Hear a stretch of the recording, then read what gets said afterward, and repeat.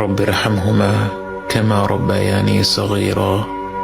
হে আমাদের রব, তাদের দুজনের প্রতি রহমত প্রদর্শন করুন, যেভাবে তারা শৈশবে আমাকে লালন পালন করেছেন। বাবা মা যে পরম স্নেহ মমতা দিয়ে একজন সন্তানকে লালন পালন করেন, সৃষ্টি জগতের কোনো কিছুর সাথেই তার তুলনা হয় না। এই মমতায় কোনো স্বার্থ নেই, নেই কোনো শর্ত।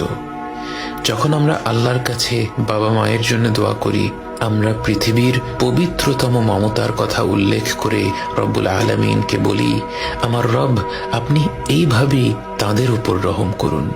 বাবা মায়ের জন্য এই দোয়াটি পবিত্র কোরআনের মাধ্যমে আল্লাহই আমাদের শিখিয়েছেন। অথচ আমরা যদি শুধু বলতাম রব্বিরহামহুমা, এটাও একটা সম্পূর্ণ দোয়া। এর অর্থ, হে রব, আপনি তাদের দুজনের উপর রহম করুন।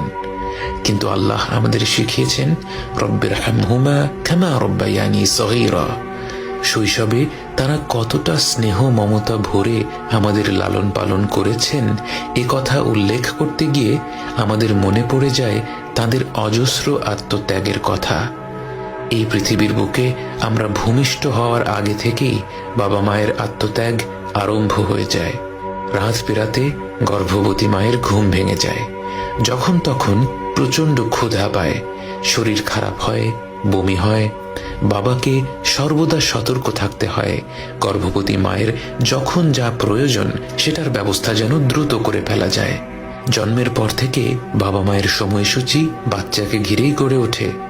বাবা মা যখন হাত তুলে তাদের রবের কাছে দোয়া করেন, তার কতটুকু নিজেদের জন্যে আর কতটুকু সন্তানদের জন্যে তা তো কেবল আমাদের রবই জানেন। এবং তিনি জানেন বলেই আমাদের শিখিয়েছেন রব্বিরহামহুমা কামা রব্বায়ানি সগীরা। এই রব, আপনি তাদের দুজনের উপর রহম করুন, যেভাবে তারা শৈশবে আমাকে লালন পালন করেছেন।